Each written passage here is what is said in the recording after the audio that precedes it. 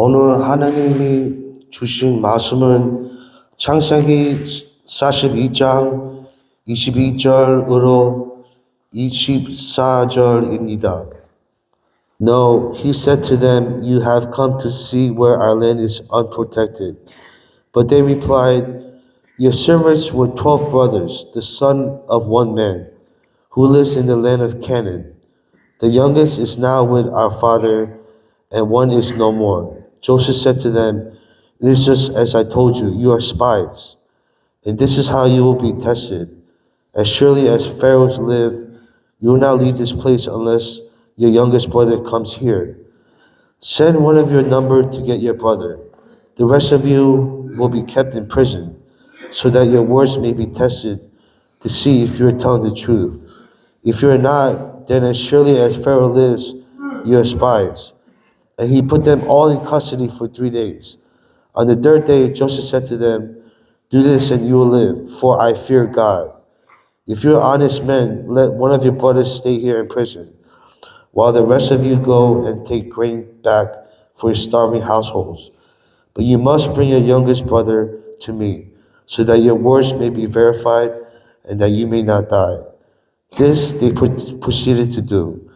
They said to one another, surely we are being punished because of our brother. We saw how distressed he was when he pleaded with us for his life. But we would not listen. That's why this distress has come upon us. Reuben replied, didn't I tell you not to sin against the boy? But you wouldn't listen. Now we must give an accounting for his blood. They did not realize that Joseph could understand them, since he was using an interpreter. He turned away from them and began to weep, but then turned back and spoke to them again. He said, Simon, taken from them and bound before their eyes. Amen. 할렐루야. 아멘. 할렐루야. 아멘. 정말 우리가 살아갈 때, 인생 살 때에 이런 일, 저런 일, 많은 일을 겪고 살죠. 한평생 살아가면서 참 별의별 일이 다 일어나고 그 중에서도 가장 가슴 아픈 일들, 상처받은 일들, 특히 가족으로부터 많은 상처를 받고 아픔을 겪는 그런 일들을 우리가 다 겪고 살죠. 우리 요셉 이야기를 지난주부터 우리가 하고 있습니다. 요셉 이야기. 그 요셉이 오늘은 요셉의 눈물을 우리가 같이 보고 나누는 시간을 가지려고 합니다.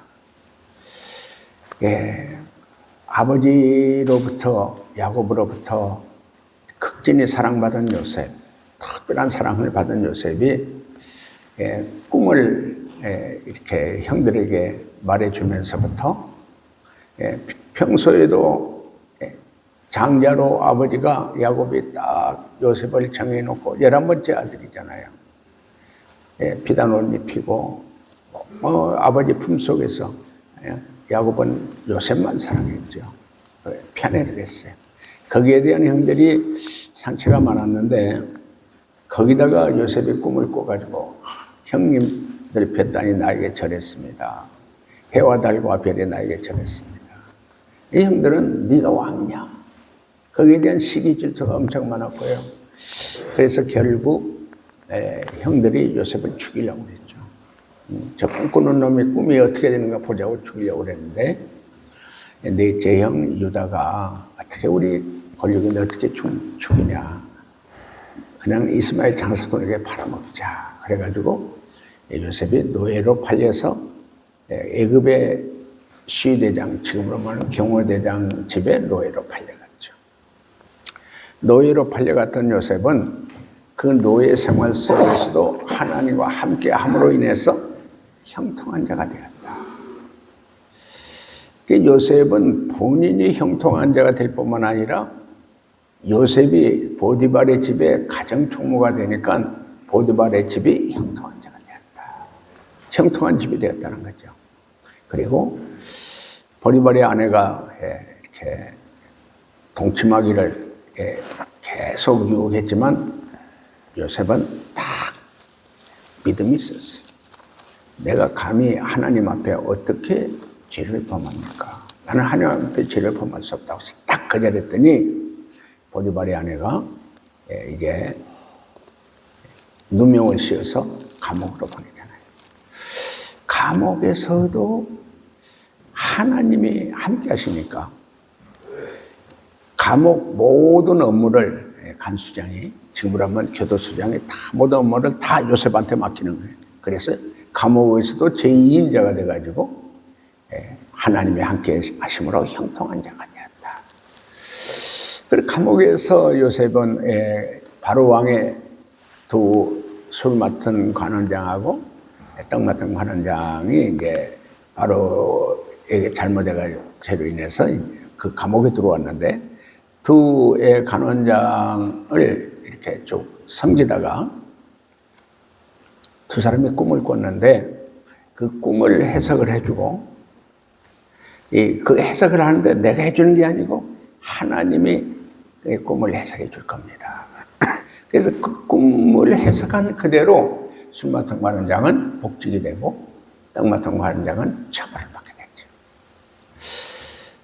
그런데 바로 왕이 이제 꿈을 꿨는데 아주 특이한 꿈을 꿨어요. 선명하게 그 꿈을 애굽에 있는 술사들에게 해석해 달라고 그랬더니 아무도 해석을 못 하는 거예요. 그때 자기를 그 감옥에서 꿈을 해석해 준 요셉이 생각이 나서 술 맡은 관원장이 바로 왕에게 이제 내가 감옥에 있을 때 이런 일이 있었다고 바로 왕에게 얘기하니까 그걸 불러와라. 그래서 요셉이 바로 왕 앞에서 바로 왕의 꿈을 해석을 해줬어요. 7년 풍년이 있는데 준비해서 7년 흉년을 대비하지 않으면 애굽 나라가 큰 어려움을 당할 거라고 꿈을 해석해 주면서 아주 지혜 있고 명철한 사람을 준비할 수 있는 그런 사람을 세워서 준비해야 된다. 그러니까 바로 왕이 그 얘기를 딱 들으면서 신하들도 그걸 딱 들으면서 요셉을 좋게 여겼다. 그래서 바로 왕이 요셉에게 하나님의 영에 감동된 사람이다. 왜? 요셉은 항상 내가 해석해 주겠습니다가 아니고 하나님께서 해석해 줄 겁니다. 하나님께서. 근데 항상 요셉은 뭐 하는 사람이에요? 하나님께 기도하는 사람, 하나님을 제대로 믿는 사람, 하나님이 모든 것을 요셉에게 가르쳐 줘서 하나님이 인도해 주셔서 모든 것이 다 형통하게 되는 거예요. 그걸 본 바로 왕이 요셉을 국무총리로 세워서 풍년 들었을 때 잘 곡식을 관리해가지고 창고에 넣어가지고 흉년을 대비하게 됐죠. 흉년. 그 당시에 그 애굽뿐만 아니라 그 중동 지역 온 지역이 다 흉년이 든 거예요. 풍년이 다 흉년이 든 거예요. 바로 요셉의 형들이 있고 아버지가 있는 가나안 땅에도 심한 흉년이 들었어요. 그 흉년이 들어서 이제 아버지 야곱과 그 형제들이 그 가족들이 먹을 게 없어요. 먹을 게 없게 됐는데 그 먹을 것이 없게 된 그 어려운 상황에서 야곱이 소문을 들으니까 저 애굽에 내려가면 먹을 곡식이 있다고 그러는데 이 자식들이 그냥 빈둥빈둥 그렇게 특별한 대책을 세우지 못하고 있으니까 야곱이 얘기하는 거예요. 자, 우리 출애굽기 42장 1절에서 8절까지 한번 쭉 읽어주십니다. 출애굽기 40장까지인데요. 42장 출애굽 창세기 42장 1절에서 8절까지 읽어주세요. 그때 야곱이 애굽에 곡식이 있음을 보고 아들들에게 이르되 너희는 어찌하여 서로 바라보고만 있느냐. 야곱이 또 이르되 내가 들은즉 저 애굽에 곡식이 있다 하니 너희는 그리로 가서 거기서 우리를 위하여 사오라. 그러면 우리가 살고 죽지 아니하리라 하매 요셉의 형 10사람이 애굽에서 곡식을 사려고 내려갔으나 야곱이 요셉의 아우 베냐민은 그의 형들과 함께 보내지 아니하였으니 이는 그의 생각에 재난이 그에게 미칠까 두려워함이었더라. 아멘. 예, 이제 야곱이 애굽 땅에 곡식을 구하러 아들들을 보내는데 이제 라헬 야곱이 4명의 아내가 있었거든요. 외삼촌의 둘째 딸 라헬을 많이 사랑했는데 라헬이 낳은 아들이 요셉하고 베냐민이에요. 요셉은 이제 노예로 팔려가지고 그 야곱은 짐승에 잡아먹혀서 죽은 걸로 알고 있죠. 아들들이 속여가지고 거짓말해가지고요. 그래서 야곱은 또 베냐민을 끼고 사는 거예요. 베냐민만 옆에 끼고 사는데 그 10명의 아들 중에 11명의 아들 중에 베냐민을만 야곱 데리고 있고 10명의 아들들을 애굽에 이제 곡식을 구하러 이제 보내게 된 거죠. 곡식을 구하러 보냈는데 이제 우리 9절 한번 더 읽어주실래요? 요셉이 그들에게 대하여 꾼 꿈을 생각하고 그들에게 이르되 너희는 정탐꾼들이라 이 나라의 틈을 엿보려고 왔느니라. 아멘. 네. 요셉이 딱 보니까 형들이에요. 형들을 보면서 꿈을 생각하는 거예요. 꿈에 볕단이 형님의 볕단이 요셉에게 절하는 꿈을 꿨잖아요. 요셉의 그 꿈을 생각하면서 그 형들에게 뭐라고 하냐, 너 우리 애굽의 정탐하러는 정탐꾼이 아니냐, 정탐꾼이야. 그러니까 이제 하나하나 물어보면서 우리 10절부터 12절까지 읽어주십니다. 그들이 그에게 이르되 내 주여 아니니이다. 당신의 종들은 곡물을 사러 왔나이다. 우리는 다 한 사람의 아들들로서 확실한 자들이니 당신의 종들은 정탐꾼이 아니니이다. 요셉이 그들에게 이르되 아니라 너희가 이 나라의 틈을 엿보러 왔느니라. 아멘. 예. 그래서 그 요셉이 그 형들을 본 정탐하러 온 정탐꾼이라고 그러니까 아닙니다. 우리는 한 아버지의 아들입니다. 자식제 10명이 다 우리 아들들입니다. 요셉이 너 정탐하러 왔잖아. 이게 요셉은 뭐예요? 그 형들을 정탐꾼으로 이렇게 몰아가면서 요셉이 자기 형들이 자기를 노예로 판 것에 대해서 철저하게 회개시키려고. 그리고 이제 진짜 형들이 회개됐냐, 요셉을 노예로 판 것에 대해서 회개하고 있냐, 그것을 하나하나 이제 회개하도록 그런 요셉이 이제 그렇게 형들을 정탐꾼으로 몰아붙인 거예요. 회개할 수 있도록요. 자, 13절부터 우리 20절까지 한번 읽어주십니다. 그들이 이르되 당신의 종 우리들은 12 형제로서 가나안 땅 한 사람의 아들들이라. 막내 아들은 오늘 아버지와 함께 있고 또 하나는 없어졌나이다. 요셉이 그들에게 이르되 내가 너희에게 이르기를 너희는 정탐꾼들이라 한 말이 이것이니라. 너희는 이같이 하여 너희 진실함을 증명할 것이라. 바로의 생명으로 맹세하노니 너희 막내 아우가 여기 오지 아니하면 너희가 여기서 나가지 못하리라. 너희 중 하나를 보내어 너희 아우를 데려오게 하고 너희는 갇혀 있으라. 내가 너희의 말을 시험하여 너희 중에 진실이 있는지 보리라. 바로의 생명으로 맹세하노니 그리하지 아니하면 너희는 과연 정탐꾼이니라 하고 그들을 다 함께 3일을 가두었더라. 사흘 만에 요셉이 그들에게 이르되 나는 하나님을 경외하노니 너희는 이같이 하여 생명을 보존하라. 너희가 확실한 자들이면 너희 형제 중 한 사람만 그 옥에 갇히게 하고 너희는 곡식을 가지고 가서 너희 집안의 굶주림을 구하고 너희 막내 아우를 내게로 데리고 오라. 그러면 너희 말이 진실함이 되고 너희가 죽지 아니하리라 하니 그들이 그대로 하니라. 아멘. 요셉이 그 형들에게 처음에는 이제 다 감옥에 가뒀죠. 한 3일 가두고 나서 한 사람을 보내가지고 곡식을 가져가서 내 집안에 이제 굶지 않도록 먹을 수 있는 곡식을 가져가고 막내 베냐민을 데리고 와라.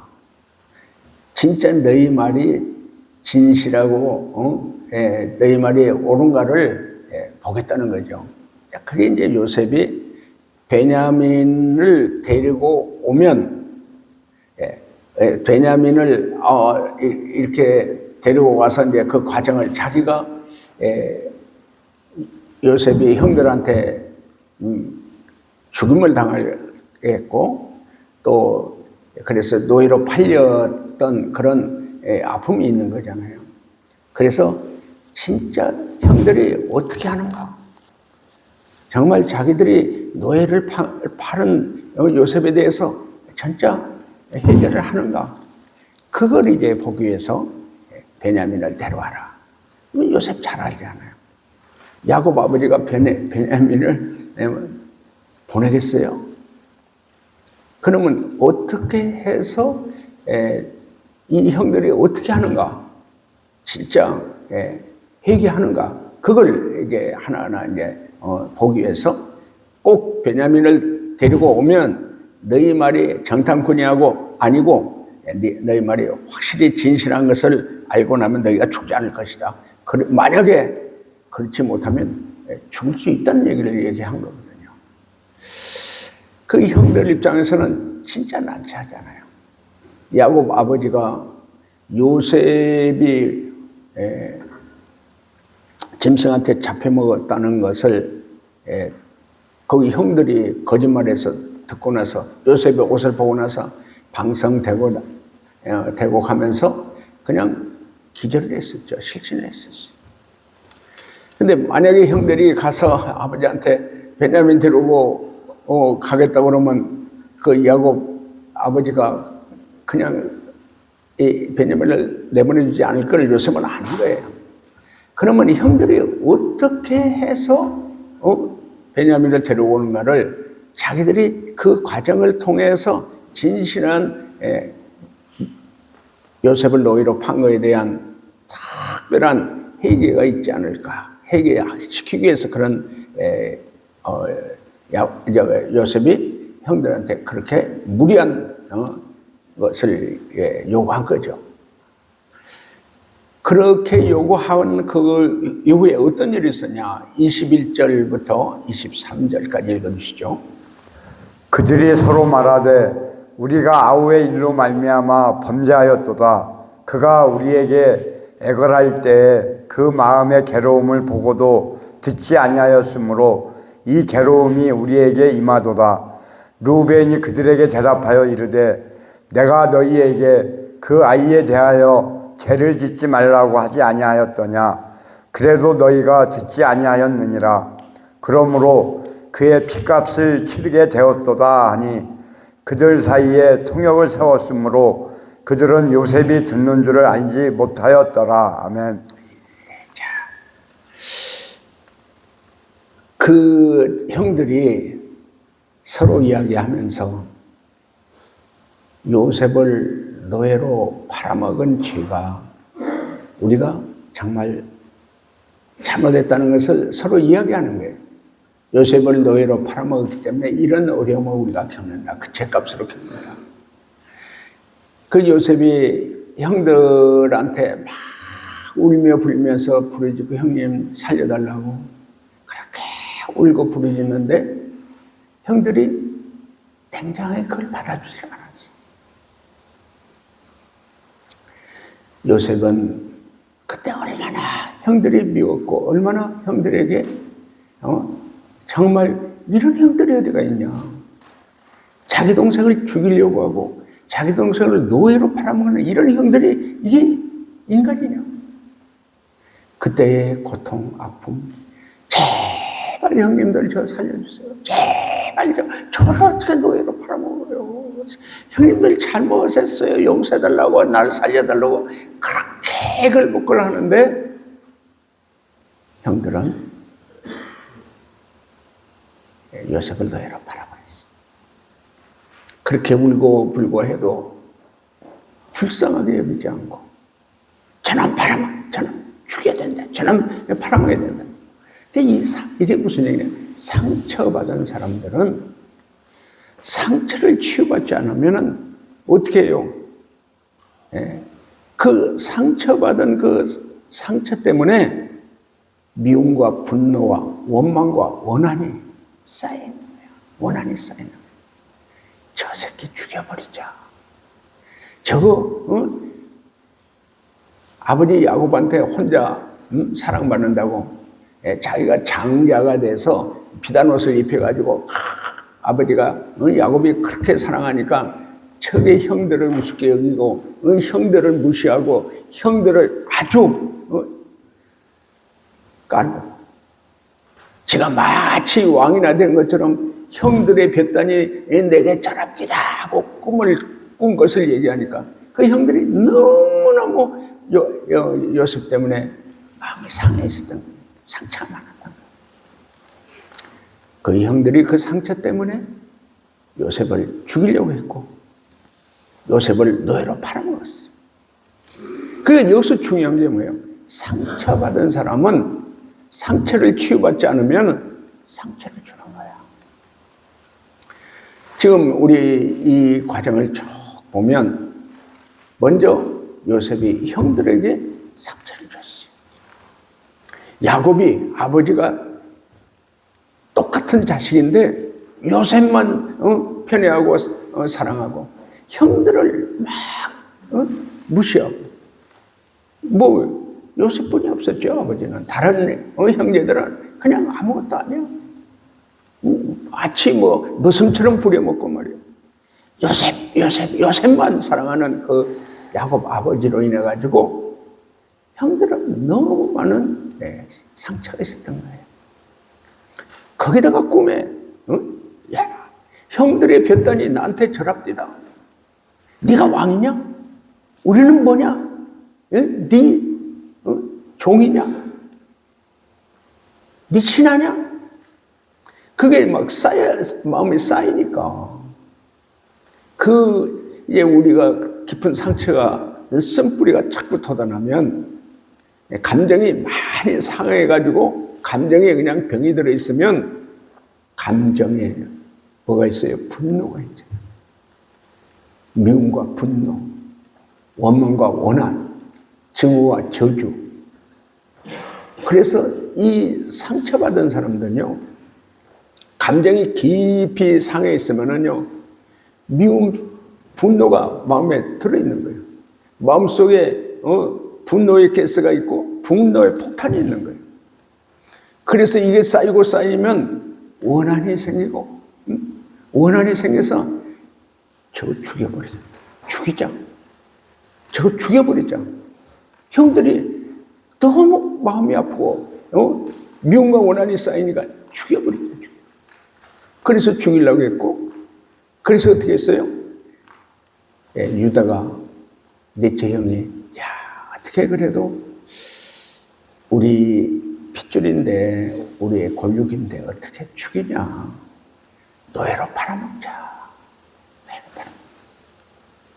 이제 그 당시에 그것을 형들이 생각해 보니까 노예로 팔려고 막 끌고 갔는데 형들한테 막 형님 어떻게 살려주세요. 나 좀 어떻게 살려주세요. 그렇게 애걸복걸하고 막 형님들한테 막 울면서 그러는데 그 요셉을 그냥 막목 아래로 노예로 팔아버린 거예요. 그때 제일 큰 형 루벤이 야 그러지 마라 그러지 마라 응? 너들 그러지 마라 그러지 말라 했는데 루벤 형의 말도 무시하고 그렇게 했어요. 그 이제 그게 자 우리 22절이죠. 다시 한번 21절, 22절 한번 같이 읽겠습니다. 22절, 23절까지 읽겠습니다. 읽어주세요. 그들이 서로 말하되 우리가 아우의 일로 말미암아 범죄하였도다. 그가 우리에게 애걸할 때에 그 마음의 괴로움을 보고도 듣지 아니하였으므로 이 괴로움이 우리에게 임하도다. 루벤이 그들에게 대답하여 이르되 내가 너희에게 그 아이에 대하여 죄를 짓지 말라고 하지 아니하였더냐. 그래도 너희가 듣지 아니하였느니라. 그러므로 그의 핏값을 치르게 되었도다 하니 그들 사이에 통역을 세웠으므로 그들은 요셉이 듣는 줄을 알지 못하였더라. 아멘. 그러니까 자기 형들끼리 막 우리가 요셉한테 잘못해서 그 죄값으로 우리가 이런 걸 당한다고. 루벤이 너희 그때 하지 말라고 했는데 왜 너희로 팔아가지고 우리 핏값으로 우리가 지금 이 고통을 당한다고 막 서로 그렇게 이야기하니까 우리가 요셉을 너무 그 액을 먹고라는 요셉을 들어주지 않고 팔아버렸으니까 범죄했으니까 서로 그러는데 형들은 요셉인 줄 몰랐죠. 중간에 통역을 세워가지고 이렇게 서로 말을 왔다 갔다 하니까 요셉인 줄 몰랐어. 자, 우리 인생에서 중요한 건 요셉처럼 억울하게 원통하게 가슴 아픈 그런 상처를 가지고 살잖아요.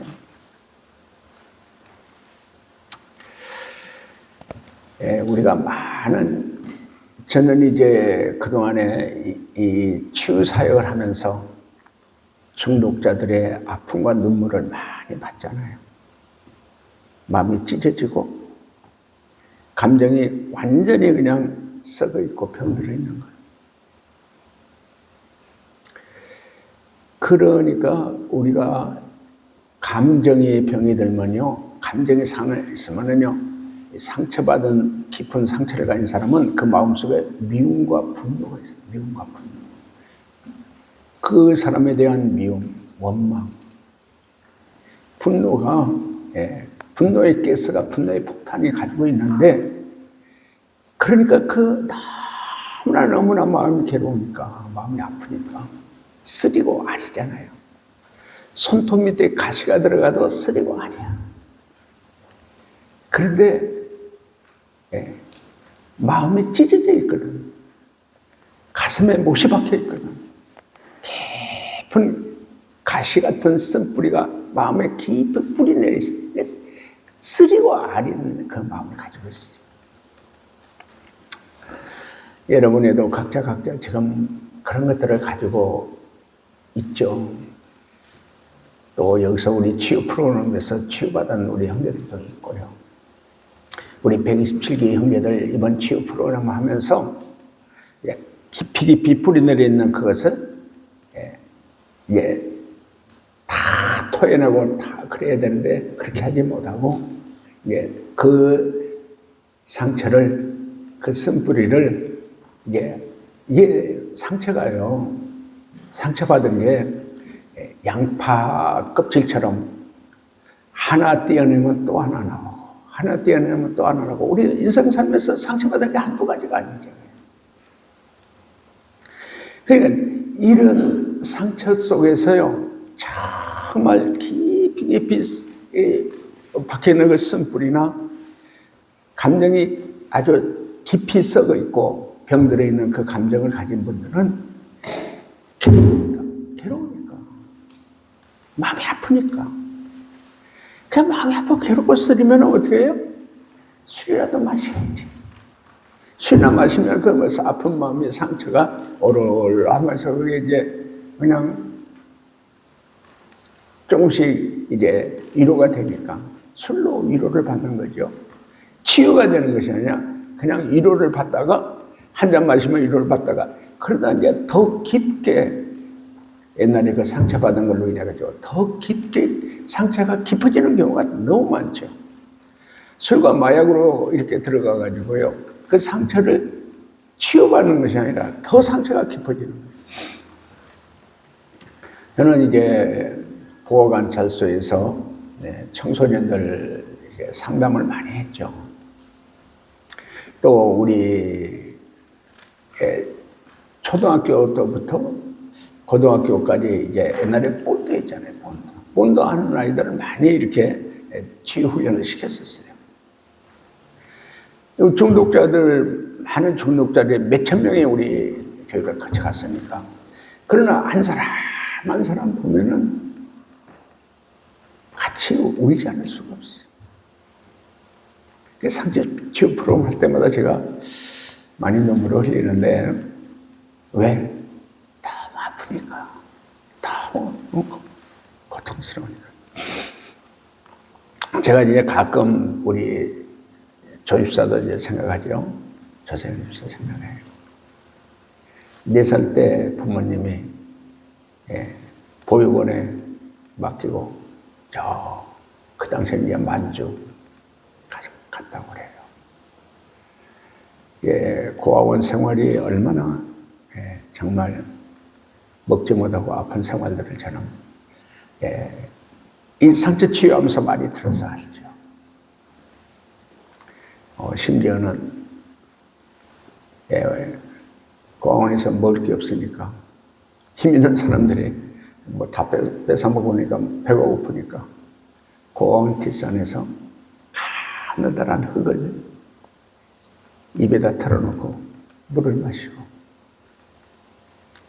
그렇게 하면 조금 배고픔이 좀 사라지니까 그렇게 살았던 형제들을 제가 만난 적이 있어요. 그러면은 화장실에 가서 대변을 넣으면은 그게 딱딱 굳어가지고 안 나온다는 거예요. 그럼 어떻게 해요? 나무가지 꺾어가지고 항문에 후벼 파고 막 피가 피투성이고 그럴 때가 있어요. 누구나가 가슴 아픈 일이 다 있단 말이에요. 사람이 같이 사는데 같이 살면 우리는 원죄를 가진 우리 사람이기 때문에 뭐가 돈이 있고 힘이 있고 배운 사람들은 자기가 마치 하나님이나 된 것처럼 왕이나 된 것처럼 없는 사람, 약한 사람, 못 배운 사람들이 그렇게 상처를 주고 살잖아요. 우리가 이 세상에 살아가는 것은 상처투성이야. 다 상처투성이야. 그래서 이 상처받은 사람들은 뭐다? 눈물이다. 그 요셉이 형들의 그 얘기를 듣고 서로 막 요셉이 알아듣지 못하는 줄 알고 요셉인지 모르고 막 다 요셉한테 요셉한테 우리가 잘못했지 않냐? 그렇게 걸먹고라고 살려달라고 그러는데도 그 요셉을 그냥 노예로 팔아먹지 않냐? 그때를 생각하니까 막 복받치는 거죠. 복받쳐서 나가서 울고 들어오는 거예요. 그때 생각을 하고. 자, 아주 중요한 게 뭐냐? 상처받고 깊은 쓴뿌리와 감정이 상해 있는 사람은 어떻게 해야 된다? 치유받아야 된다. 치유받지 않으면요, 그 상처받은 사람은 누구에게, 다른 사람에게 상처를 줘. 옛날에 우리 있었잖아요. 종로에서 뺨 맞고 한강에 가서 눈을 긴다, 왕십리 가서 눈을 긴다는 얘기가 있어요. 상처는 힘 있는 사람한테, 또 뭐 여러 사람한테 받고는 상처받은 거 상처를 누구한테 푸냐? 약한 사람한테. 만만한 사람 풀잖아요. 재미있는 것은 시집온 며느리가 이제 밥상을 차려가지고 시아버지한테 이렇게 밥상에서 드리면서 맛있게 드세요 그랬더니 그 시아버지가 맨날 반찬이 자기 맞지 않는 반찬을 해가지고 오니까 그 며느리한테 이거 반찬이라고 해왔냐? 이게 이런 반찬을 어떻게 먹으라고 해왔냐? 막 시아버지가 며느리한테 뭐라고 한 거예요. 그러니까 며느리는 며느리대로 열심히 좀 준비해서 이렇게 준비 갔는데 시아버지가 그러니까 아주 말이 화가 났죠. 예. 좀 따뜻한 말을 해주는 것이 아니라 그냥 야단치니까.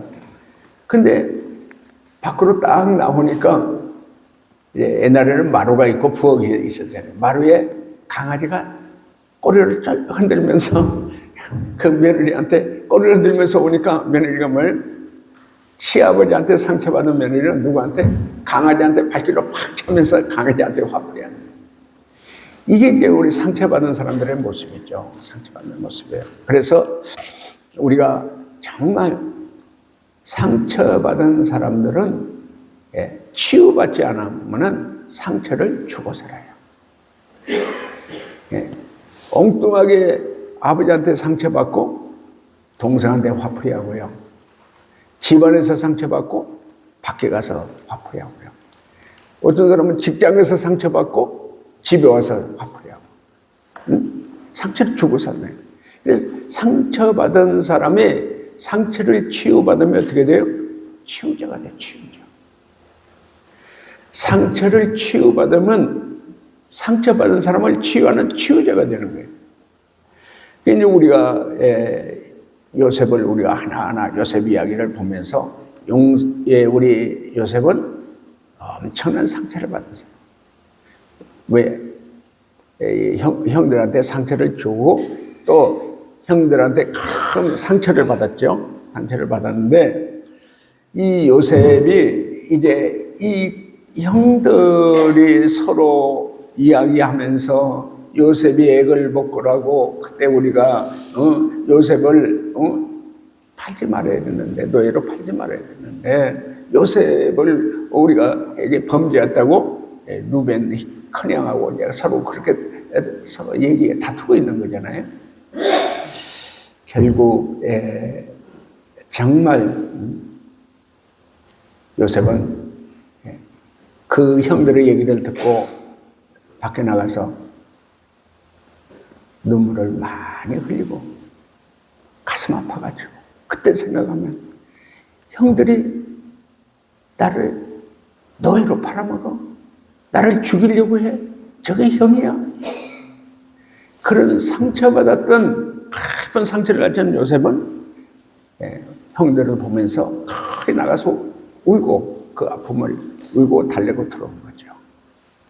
그러면서 이제 중요한 게 뭐냐? 여기서 중요한 게 뭐냐?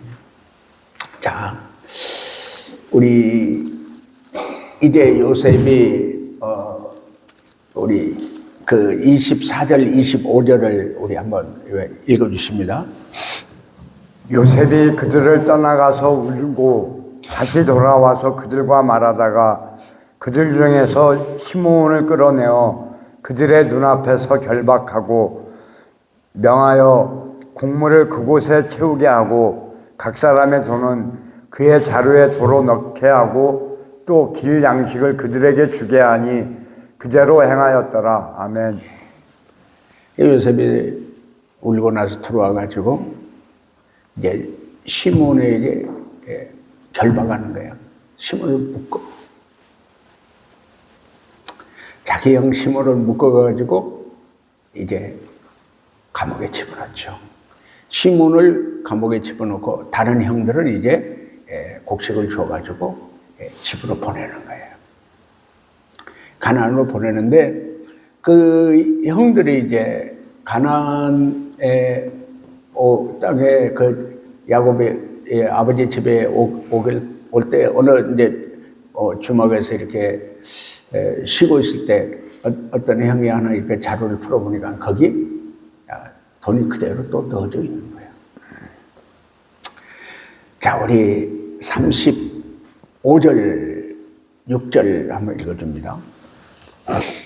각기 자루를 쏟고 본즉 각 사람의 돈뭉치가 그 자루 속에 있는지라 그들과 그들의 아버지가 돈뭉치를 보고 다 두려워하더니 그들의 아버지 야곱이 그들에게 이르되 너희가 나에게 내 자식들을 잃게 하도다 요셉도 없어졌고 시므온도 없어졌거늘 베냐민을 또 빼앗아 가고자 하니 이는 다 나를 해롭게 함이로다. 아멘. 예. 그러니까 형들의 자료에서 그대로 이제 여러 가지 돈 뭉치는 다 다시 있는데 그 형들이 뭐라고 그러냐? 베냐민을 데려오지 않으면 시몬을 죽이겠다는 거예요.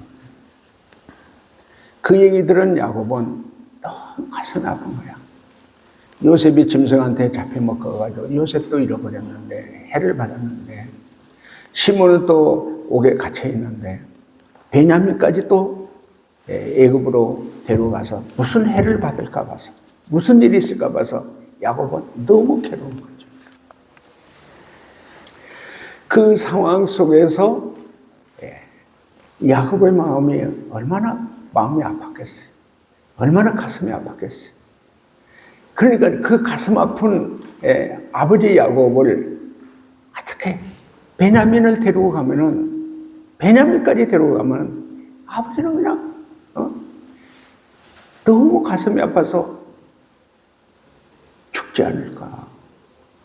그런 마음을 가졌던 루벤이 어떻게 얘기하냐면은 왜 베냐민은 데려가야 살 것 같으니까 또 시몬이 감옥에 있다가 살 수 있으니까 이 어려운 상황에서 아버지 야곱은 베냐민 보내고 싶지 않잖아요. 막 안 보내려고 그러잖아요. 내 아들 요셉도 짐승한테 잡아먹여 죽었는데 시몬도 감옥에 갇혔는데 베냐민까지 가면 나는 어떻게 살으라고 어떻게 살라고. 37절 38절을 읽어줍니다. 루벤이 그의 아버지에게 말하여 이르되 내가 그를 아버지께로 데리고 오지 아니하거든 내 두 아들을 죽이소서 그를 내 손에 맡기소서 내가 그를 아버지께로 데리고 돌아오리이다. 야곱이 이르되 내 아들은 너희와 함께 내려가지 못하리니 그의 형은 죽고 그만 남았음이라. 만일 너희가 가는 길에서 재난이 그에게 미치면 너희가 내 흰머리를 슬퍼하며 스울로 내려가게 함이 되리라. 아멘. 그 큰아들 루벤이 그 아버지한테 얘기하는 거예요. 제가 베냐민 데려가가지고요 꼭 다시 데려오겠습니다. 시몬도 데려오겠습니다. 만약에 내가 그렇게 하지 않으면 그 두 아들을 차라리 죽이십시오. 그러니까 이 상황이 말이에요. 야곱대로 가슴이 아파. 또 그 형제들은 루벤하고 그 형제들은 형제들대로 진짜 가슴이 아픈 거예요. 그러면서 왜 우리가 요셉을 노예로 팔면서 그렇게 액을 부꾸라면서 살려달라고 했는데 왜 살려주지 않느냐. 그 죗값으로 우리가 지금 이 고통을 당한다고 그렇게 생각하는 거예요. 그러면서 뭐예요? 깨닫는 거죠. 우리가 요셉을 판 게 진짜 잘못했구나. 죄를 범했구나. 그러면서 깨닫는 거예요. 그러면서 깨달았던 루벤 큰아들이 야곱 아버지한테 제가 틀림없이 가서 베냐민도 시몬도 데려오겠습니다. 만약에 데려오지 못하면 루벤의 두 아들을 죽여버리십시오. 그러나 야곱이 루벤의 얘기를 들을 수가 없잖아요. 왜? 루벤이 가가지고 시몬을 이렇게 감옥에서 어떻게 그 애굽 총리의 말을 믿고 데리고 올 수 있을 수 있다고 어떻게 믿을 수 없거든요. 더군다나 베냐민을 데려가가지고 베냐민이 또 무슨 일이 생기면 해를 받으면 자기는 뭐예요? 나는 더 이상 이제 못 산다, 죽는다. 그게 야곱의 마음이었잖아요. 자, 우리 요셉 이야기를 우리가 같이 듣고 있습니다. 요셉의 눈물을 우리가 보고 있고요. 마찬가지로 아버지 야곱도 같이 고통당하고 있고요. 형 루벤도 정말 어떻게 해서라도 시몬도 살려야 되겠고, 또 지금 흉년이 들어서 먹을 양식을 구하려면 앞으로 몇 번이라도 또 갔다 와야 되니까, 가족을 살리기 위해서라도 일단 애굽의 총리가 정탐꾼이라고 너 막내 베냐민을 안 데려오면 죽겠다고 그러니까 얼마나 서로들 가슴 아픈 일이에요.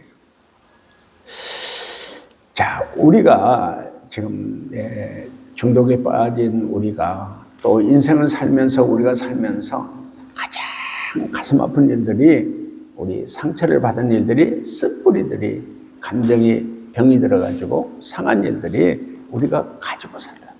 병을 가지고 살아요. 감정의 병을, 마음의 병을, 쓴뿌리를, 그런 것들을 가지고 살아요. 저는 이 사역을 하면서 너무 많은 사람들을 봤거든요. 너무 많은 가슴 아픈 사람들을 봤어요. 너무 가슴이 아프니까요, 술이라도 마셔야 되고 마약이라도 해야 되고, 뭐 춤추러 다니고 뭐 여자 문제, 이런 문제가 계속, 그런다고 해서 그 순간은 술 마셨을 때는, 마약할 때는 그 순간은 좀 치유가 되는 것 같고 마음이 좀 좋은 것 같은데 쾌락이니까. 그러나 술이 깨고 마약이 깨고 나면 더 가슴이 아파. 더 마음이 쓰리고 아픈 거예요. 그래서 그 후에 어떻게 해요? 가슴이 너무 아파가지고 우울증에 걸려가지고 자살해서 죽는 사람도 있고요. 평생을 술로 마약으로 살다가 죽는 사람도 있잖아요. 그래서 이제 요셉 이야기를 우리가 하나하나 보면서 요셉의 눈물을, 우리도 상처받은 우리의 요셉의 눈물을 가진 것처럼 우리도 눈물을 가지고 있잖아요. 그럼 어떡할 거냐?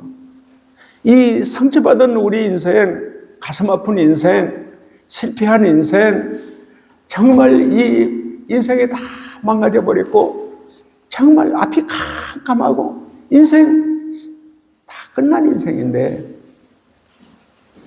어떻게 해야 되냐, 어떻게. 여러분 중에 앞이 캄캄하고 누가 앞으로 희망이 없어, 소망이 없어. 나는 어떻게 살아야 돼? 어떻게 살아야 돼? 뭘 하고 살아야 돼? 뭔가 하면 뭐 제대로 풀리는 게 있어요? 그러니까 다시 술로 가고 마약으로 가고 다시 이제 여러 가지 그냥 순간순간 그때그때의 쾌락에 끌려가는 그러한 인생을 사는 경우가 너무 많이 있잖아요. 더군다나 아직까 한 번 죽으면 그만이지 뭐 두 번 죽냐. 그래서 범죄에 다시 빠지기도 하고 세상을 그냥 완전히 그렇게 사는 사람들. 그래서 뭐 묻지마 범죄도 생기고 별의별 세상의 범죄들이, 아주 악한 범죄들이, 상처받은 사람들이 그 치유를 못 받아가지고 그 분노와 원망과 원한을 가지고 살면서 증오와 저주를 가지고 살면서 별의별 일들이 많이 생기고 있잖아요. 자, 오늘 요셉의 눈물을 보면서 우리도 요셉과 같은 눈물을 가지고 산다. 이제 요셉은 형들이 노예로 팔고 형들에게 엄청난 상처를 받은 요셉은요, 어떻게 살았냐. 우리가 쭉 보면은 39장부터 이제 41장까지 우리가 쭉 보면은 요셉은 상처받은 데 대해서 한 번도 얘기가 없었어요. 다만 형들이 서로 이야기하고 요셉에게 범죄했다고 얘기하니까 다시 그 상처가 기억이 나서 눈물을 흘려왔던 거예요. 그럼 우리가 배우는 거예요. 뭘 배우냐? 아무리 상처를 받았다 할지라도, 아무리 가슴 아픈 깊은 상처가 있다 할지라도, 감정이 완전히 막 썩어 문드러진 병을 가지고, 마음의 병을 가지고 하더라도 요셉은 어떻게 했냐? 하나님과 함께 했다. 믿음으로 살았다. 기도하며 살았다. 그러니까 그 많은 상처를, 깊은 상처를 가졌음에도 불구하고 요셉은 하나님을 믿는 믿음으로 산 사람, 기도하며 산 사람, 하나님과 함께 살았는데 노예로 팔렸지만 하나님께서 함께함으로 형통한 자였습니다. 누명에서 감옥에 갔어도 하나님과 함께했기 때문에, 믿음으로 살기 때문에, 기도로 살기 때문에, 말씀으로 살기 때문에 요셉 어떻게 됐다? 형통한 자가 됐다. 이게 답이야. 자, 여러분 지금 앞이 캄캄하고 앞이 정말 어떻게 살아야 될지, 무엇으로 살아야 될지, 그냥 술로 마약으로 살았던 지금 인생에서 내가 어떻게 해야 되냐? 여기서 여러분이 치유 훈련을 받고요. 여러분의 상처를 주었던 그 사람을 용서하고 치유하는 치유자.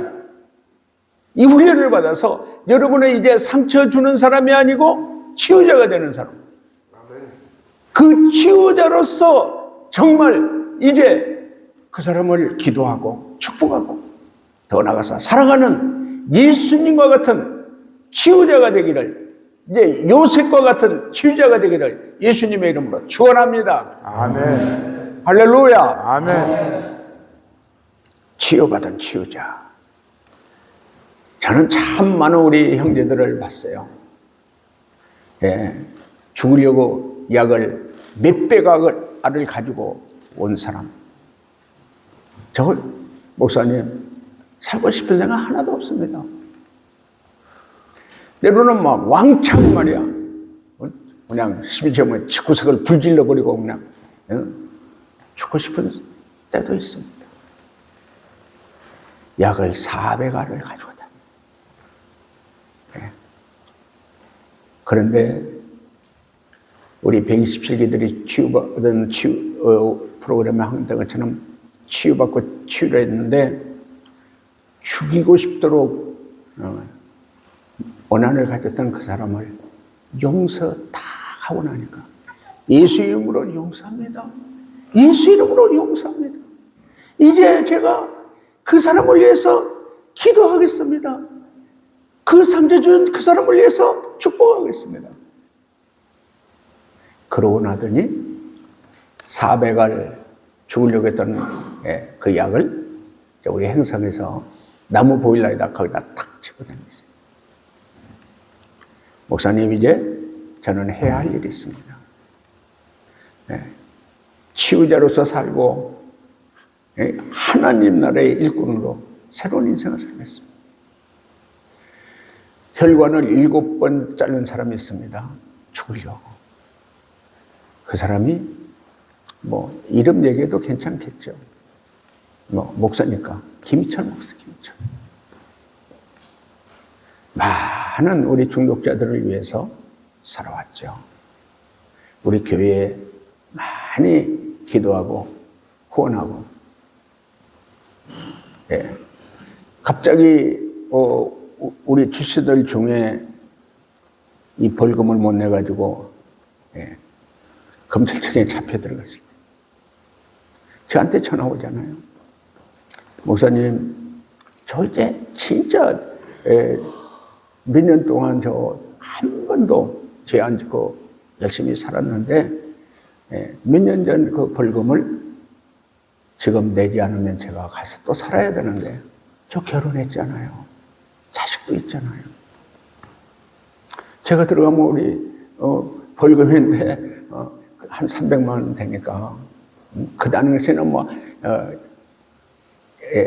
일당이 한 7만 원, 10만 원 됐으니까 그러니까 300만 원을 30개월이잖아요. 2년 6개월을 살아야 되니까 우리 애들 어떻게 해요? 우리 가정 결혼해가서 막 사는데 어떻게 해요? 그 전화를 받고 나면은 이제 정말 새 사람 돼서 결혼해서 새롭게 사는데 어떻게 살아도 해줘야 되는데 제가 어떻게 할 수 없으니까 우리 김천 목사가 이제 과일 가게 하잖아요. 어떡하냐, 이거 해줘야지, 어떡하냐. 그러면 알겠습니다. 제가 300만 원 보낼게요. 치유받은 치유자. 혈관을 7번이나 잘라서 죽으려고 했던 그 치유자가 그런 어려운 때마다 치유자의 역할에 치유자를 서 저는 그런 우리 형제들을 볼 때 너무너무 감사합니다. 무슨 일 있으면 달려가고 내가 할 수 있는 것을 내가 할 수 있는 사람. 옛날에는 치유받기 전에는 뭐예요? 야, 나도 괴롭다, 나도 괴롭다. 아니, 나도 죽겠는데 내가 누굴 도와주고 살아? 내 술값도 없는데 내가 누굴 돈을 줘? 그런 친구들도 많죠. 치유받은 치유자는 어렵다고 그러면은 제가 해야죠. 제가 도와야죠. 내가 받은 은혜가 얼마나 큰데요. 저도 돕고 살아야죠. 기도해 줘야죠. 그런 일들이 우리 출신들 치유받은 자들이 그동안에 얼마나 많은 치유자로 살고 돕는 자로 살고 그런 치유자로 치유받는 여러분이 되기를 예수님의 이름으로 축원합니다. 아멘. 할렐루야. 아멘.